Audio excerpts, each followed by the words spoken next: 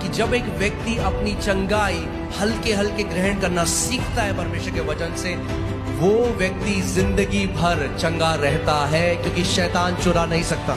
सो आज कोई भी निराश होके नहीं जा रहा है जगह से। आमीन।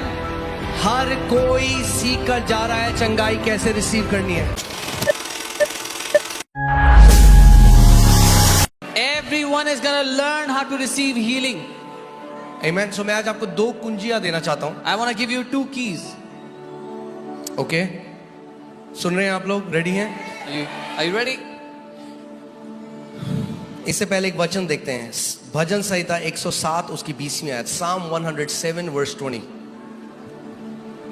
Psalm 107 क्या लिखा है इसमें? He sent his word and healed them and delivered them from their destruction। वह अपने वचन को भेजकर उनको चंगा करता। कैसे करता है चंगा वो? How does he heal? हाँ, कैसे करता है चंगा? वचन को भेजकर। By sending his word. वो अपने वचन को भेजकर उन्हें चंगा करता है। He heals them by sending his word. और विनाश से, या हिंदी बाल में गड्ढे लिखा है, गड्ढा थोड़ा, And he delivers them from destruction. विनाश से, एक्सीडेंट से, महामारी से, From रोग accident. से, जादू टोना से, कुछ भी चीज जो उनको नाश कर सकती है, उसको वो उन्हें अपने वचन के द्वारा बचाता है। Anything that can destroy God's people, God through his word preserves them from those destructions, delivers them. आमीन। सो जो भी आपकी जरूरत है, इस बात को ध्यान से सुन लो, एक भी व्यक्ति को भीख मांगने की जरूरत नहीं है परमेश्वर से। So whatever your need is, let everyone hear carefully. Not even one person has to beg for it from आपको भीख God. मांगने की जरूरत नहीं है, You don't need to beg. क्योंकि परमेश्वर ने पहले ही 7000 प्रतिज्ञाएं आपके लिए रखी हैं। Because God has already given you 7,000 promises in his word. हाँ, कितने लोगों के बच्चे हैं इस जगह में? मुझे अपना हाथ दिखाओ। How many people have children here? Show me your hand. आपने कभी ऐसा किया, आपका बच्चा पैदा हो गया, आप कह रहे अरे इससे तो दूध भी पीना है, अरे कपड़े भी तो लेने पड़ेंगे, चलो कपड़े लेने चलते हैं।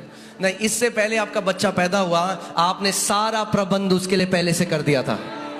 Has anyone done this after the child was born? They wondered, oh, we have to give him milk now, or we have to buy clothes for him. No, before your child was born, you made all the provision. इससे पहले कि आप परमेश्वर के राज्य में जन्म लेते, पूरी जिंदगी आपको जो चाहिए परमेश्वर ने आपके लिए पहले से प्रबंध कर दिया है। Even before you could have been born in the kingdom, whatsoever you will ever need, God has already made provisions for it. आमीन। अब आपको परमेश्वर को मनाने की जरूरत नहीं है। Now you do not need to convince God. एक बार परमेश्वर ने मुझसे कहा, मेरे बेटे मुझे बनाना बंद कर। One time the Lord told me, my son, stop convincing me. He said, stop trying to convince me. मुझे मनाने की कोशिश करना बंद कर। प्रभु ने कहा, convince your heart. He said, अपने दिल को मना ले।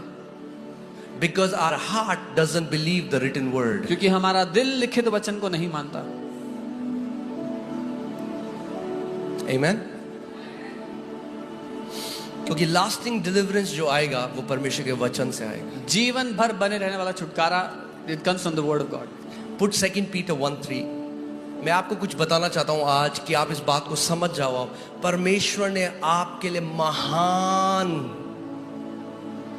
प्रतिज्ञाएं रखी हैं, 7000 प्रतिज्ञाएं अपने बेटे और बेटियों के लिए। I want to tell you that God has kept great and mighty promises for you, his sons and daughters. Okay, इसको मैं पढ़ रहा हूं, ध्यान से सुनिए। Okay, I'm reading this here carefully. क्योंकि उसके ईश्वरीय सामर्थ्य ने सब कुछ जो जीवन और भक्ति से संबंध रखता है, हमें उसी की पहचान के द्वारा दिया है। As his divine power has given to us all things that pertain to life I and like how godliness. it's in English. English में लिखा है as his divine power has given unto us all things। यानी परमेश्वर ने पहले से अपनी सामर्थ्य के द्वारा हमें सब कुछ दे दिया है। Amen. That God by his divine power has already given us all things.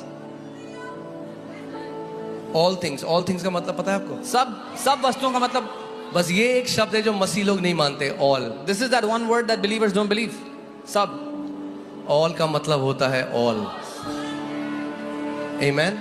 अगर सारी चीज, यानी याद रखो, आपके आखिरी सांस लेने तक जो कुछ आपको चाहिए बाइबल कह रही है परमेश्वर ने अपनी सामर्थ के द्वारा पहले से आपके लिए उसका प्रबंध कर दिया है. So remember this, even till your last breath, whatsoever you will ever need, God has already provided for it.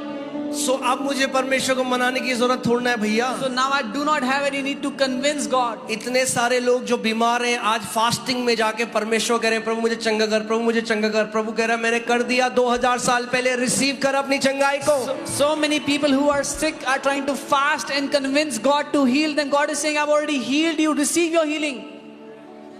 Amen. आगे चौथी आयत. Whereby are given unto us exceeding great and precious promises. जिसके द्वारा उसने हमें बहुत ही बहुमूल्य और बहुत बड़ी प्रतिज्ञाएं दी हैं. ओके, क्या किया है परमेश्वर ने हमें?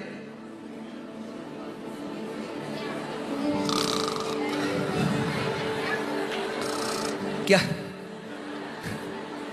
क्या दिया है परमेश्वर ने हमें? मतलब यहां के लोग सुन रहे हैं ज्यादा. चलो हम यहां चलते हैं. ओके, क्या दिया परमेश्वर ने हमें? हाँ वही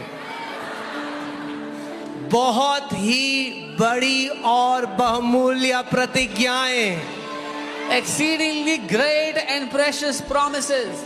बस ध्यान से सुनो, क्यों दी है परमेश्वर ने? Why has God given it to us? It's amazing. ये अद्भुत है. जिस दिन आप इस बात को समझ जाओगे, The day you understand this. that through these, English Bible says, Bible कहती है इनके द्वारा you can be partakers of divine nature. आप अलौकिक स्वभाव में हिस्सेदार बन जाओ. Who is divine? अलौकिक कौन है? Who is divine? कौन है अलौकिक? God. परमेश्वर अलौकिक है, उसका स्वभाव अलौकिक है. परमेश्वर ने अपनी कलीसिया को प्रतिज्ञाएं दी हैं. वो कह रहा है इन प्रतिज्ञाओं के द्वारा तुम मेरे जैसे स्वभाव में इस पृथ्वी में जी सकते हो. God is divine, His nature is divine, and God is saying through my promises, through these promises, you can be like me, you can live like my nature on the earth. परमेश्वर को depression नहीं होता. God does not get depressed. परमेश्वर को cancer नहीं हो सकता. God doesn't get cancer. परमेश्वर बीमार नहीं पड़ता. God doesn't fall sick. परमेश्वर को डर नहीं लगता. God doesn't feel और afraid. परमेश्वर ने सारी प्रतिज्ञाएं आपके लिए रखी हैं कि इन प्रतिज्ञाओं के द्वारा आप उसके जो स्वभाव है ईश्वरीय उसके साथ सहभागी हो जाओ. And God has kept all these promises for you so that you through them will be partakers of His divine nature. Amen. So अगर आप लिख रहे हो तो लिख लो, पहला तरीका अपनी चंगाई 100% ग्रहण करने का. If you are writing, write down the first way to receive your healing 100%. Amen.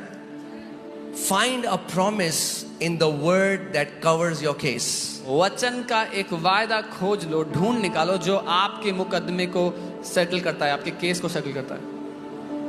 हाँ, कुछ भी जो चल रहा है, Whatever वो is happening. प्रतिज्ञा ढूंढो जो आपके लिए है. Find out a promise that is for you. क्योंकि 7000 प्रतिज्ञाएं हैं. Because there are 7,000 promises. अगर चंगाई चाहिए If you need healing, तो चंगाई की प्रतिज्ञाएं ढूंढो. then find the promises of healing. Locate करना आपका काम है.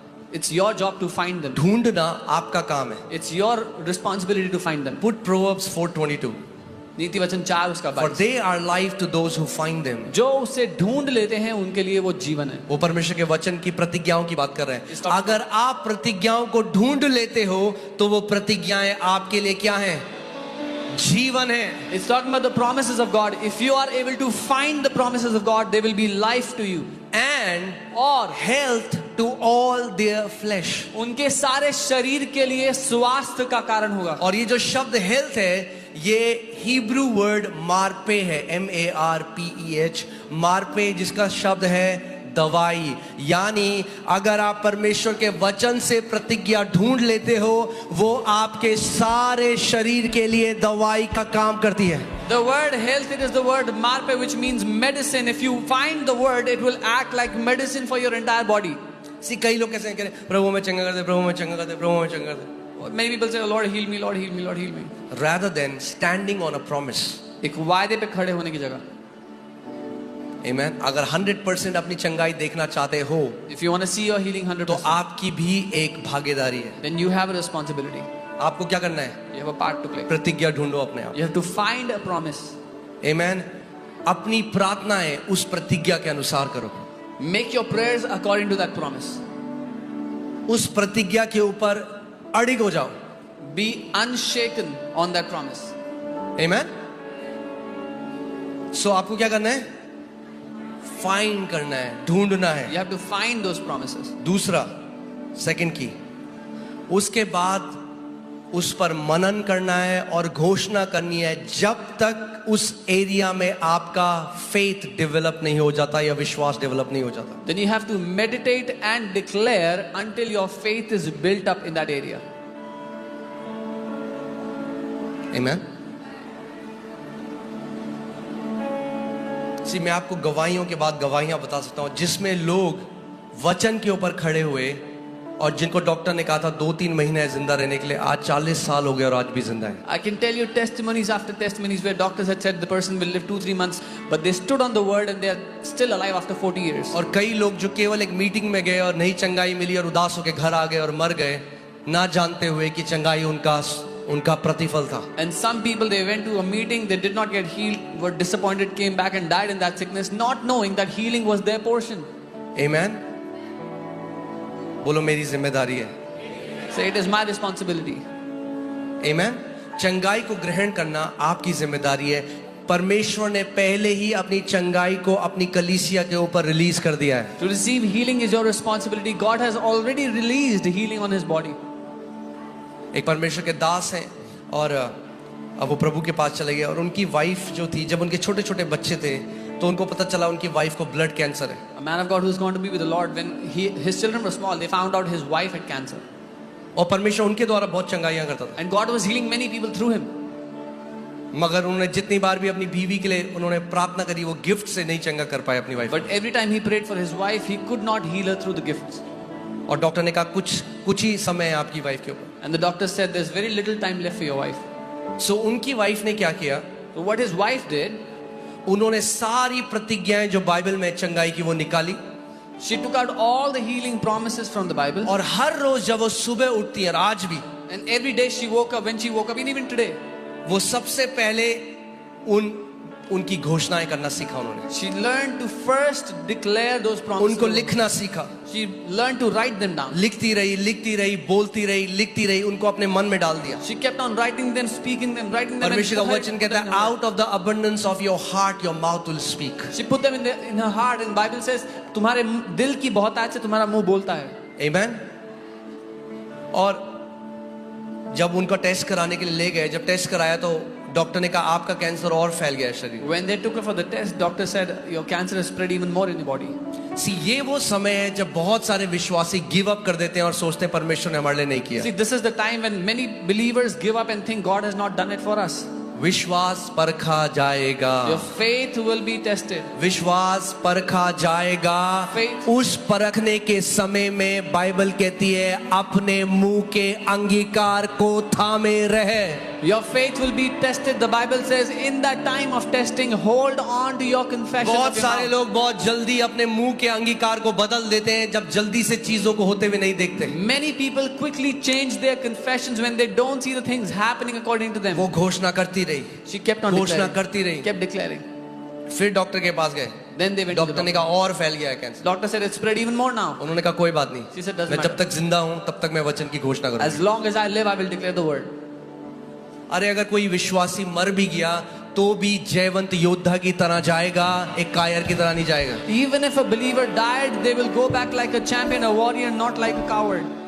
आमेन। दया, मेरे पे दया दिखाओ, उसकी तरह नहीं जाएगा, एक घोषणा करते हुए जाएगा कि यीशु मसीह जीवित है। They will not go as someone seeking sympathy. They will go as declaring that Jesus is alive.